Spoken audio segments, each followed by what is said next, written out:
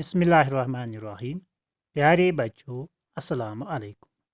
मैं आपका Urdu teacher Tariq sir FEI school नावगाम से बोल रहा हूँ।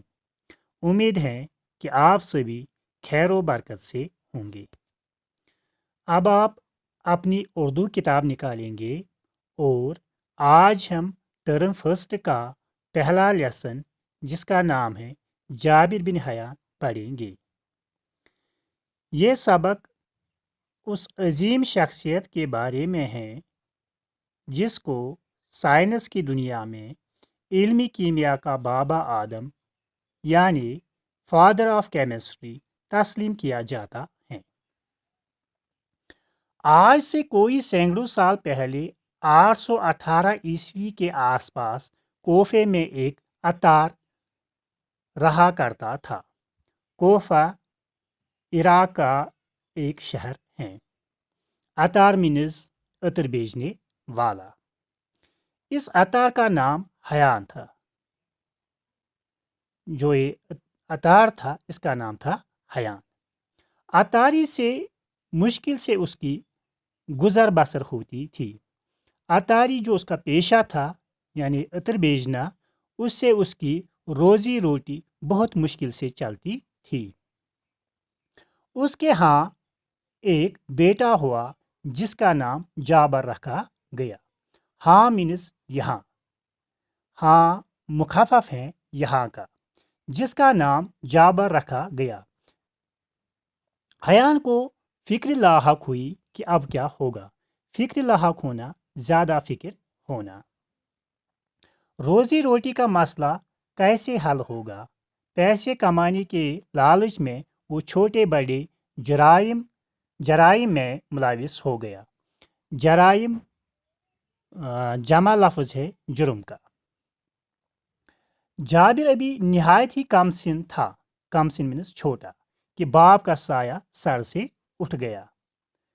अब जाबिर की तालीम व तरबियत का सारा बोझ उसकी गरीब माँ पर आन पड़ा।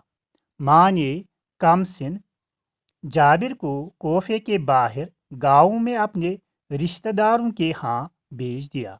हाँ मीन्स यहाँ।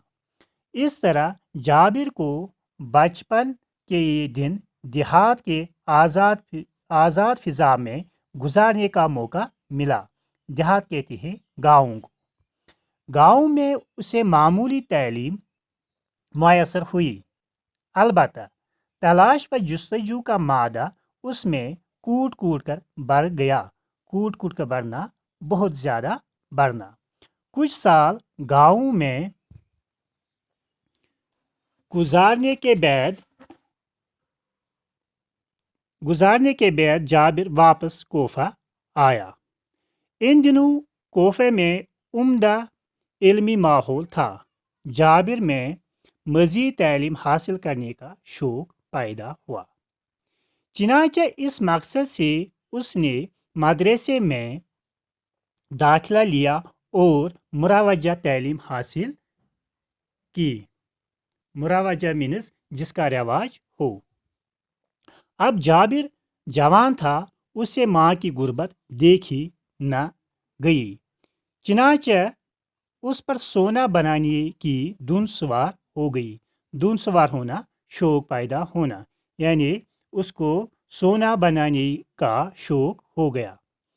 और उसने मुख्तलिफ किस्म की दवाओं की खासियतें मालूम करना शुरू किए।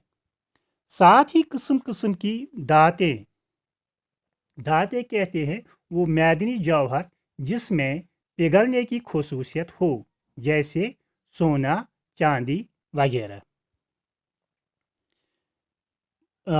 किस्म की दातें लेकर उन्हें तरह तरह की जड़ी बूटियों के साथ एक ख़ास किस्म की भट्ठी में पिघलाना शुरू किया। जड़ी बूटियों कहते हैं किसी दरख्त के जड़, फूल, पत्ते वगैरह जो दवाओं के काम आते हैं। इसके घर में किस्म किस्म की जड़ी बूटियाँ, तरह तरह की दहातें, अलग अलग शक्लों के बर्तन थे।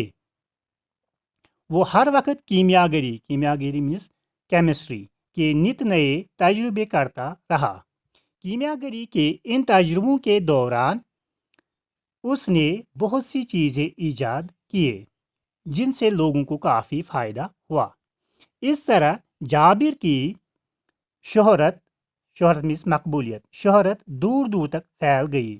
ہارون رشید جو اس وقت بغداد کا خلیفہ تھا، بغداد عراق کی راجدھانی ہے، کیپٹل آف عراق، نے جابر کو بغداد آنے کی دعوت دی۔ جابر بغداد گیا تو اس کی بڑی قدر ہوئی، قدر مینس عزت۔ خلیفہ نے اسے انعام و اکرام سے نوازا۔ جابر سے پہلے دنیا علمی کیمیا، کیمسٹری میں تجربات کی اہمیت سے ناواقف تھی۔ اس نے کیمیائی تجربات کیے، ان تجربات کے اصول اور قاعدے مرتب کیے۔ یہ اصول و قواعد اب بھی استعمال ہوتے ہیں۔ یہ جابر ہی تھا جس نے سب سے پہلے ہمیں بتایا کہ ٹھوس چیزوں کو بخارات میں کیسے تبدیل کیا جا سکتا ہے۔ ٹھوس چیزیں جس کو انگریزی میں کہتے ہیں سالڈ تھنگس، بخارات مینس گیس، جس کو اردو میں بھاپ بھی کہتے ہیں۔ اس نے ٹھوس چیزوں سے ہلکی لطیف چیزیں حاصل کر کے انہیں دواؤں میں ملایا۔ اسی طرح اس نے دواؤں کو محفوظ رکھنے کا طریقہ بھی ایجاد کیا۔ یہ وہی طریقہ ہے جسے ہم آج کل سبلیمیشن کے نام سے جانتے ہیں۔ جابر یہی نہیں رکا، اس نے آکسیڈیشن کا طریقہ بھی ایجاد کیا۔ لوہے پر تجربات کیے اور ہمیں بتایا کہ لوہے کو کس طرح صاف کر کے فولاد میں تبدیل کیا جا سکتا ہے۔ فولاد بھی ایک لوہا ہوتا ہے، لیکن یہ نہایت سخت اور اعلیٰ قسم کا لوہا ہوتا ہے۔ جابر نے ہمیں دکھایا کہ لوہے کو کیسے زنگ سے بچایا جا سکتا ہے۔ زنگ جس کو انگریزی میں ہم کہتے ہیں رسٹ، یتھ أسۍ کٲشِر پٲٹھۍ وَنان چھِ کھائی۔ اس نے چمڑا رنگنے کا طریقہ دریافت کرنے کے ساتھ ساتھ بالوں کو کالا کرنے کا نسخہ بھی تیار کیا۔ ارکی کشیدہ کرنے کا آلہ بھی اسی ذہین کیمیا گر کی ایجاد ہے۔ یہ وہی آلہ ہے جسے ہم ریٹارٹ کے نام سے جانتے ہیں۔ جابری نے معدنی تیزاب ایجاد کیا۔ تیزاب ایک نہایت ہی کارآمد کیمیا ہے۔ کالمی شورے کا تیزاب جس کو ہم انگریزی میں کہتے ہیں نائٹرک ایسڈ ایجاد کرنے کا سہرا بھی اسی کے سر ہیں۔ نائٹرک ایسڈ بناتے وقت اس کے کافی برتن ضائع ہوئے، اور جس برتن میں بھی یہ تیزاب رکھتا تھا تو اس میں سوراخ ہو جاتا تھا۔ سوراخ مینس چھید، یتھ أسۍ کٲشِر پٲٹھۍ چھِ وَنان زدٕ۔ جابر نے اس بات کی پرواہ نہ کی بلکہ قسم قسم کے برتنوں میں اس تیزاب کو جمع کرنے کی کوشش کی۔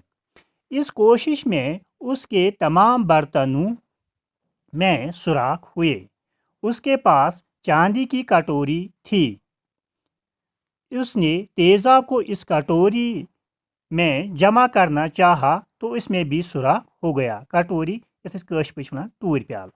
اب اس کے پاس سونے کا ایک برتن بچا تھا، اس نے اسے بھی آزمایا۔ سونے کے اس برتن پر تیزاب کا کوئی اثر نہ ہوا۔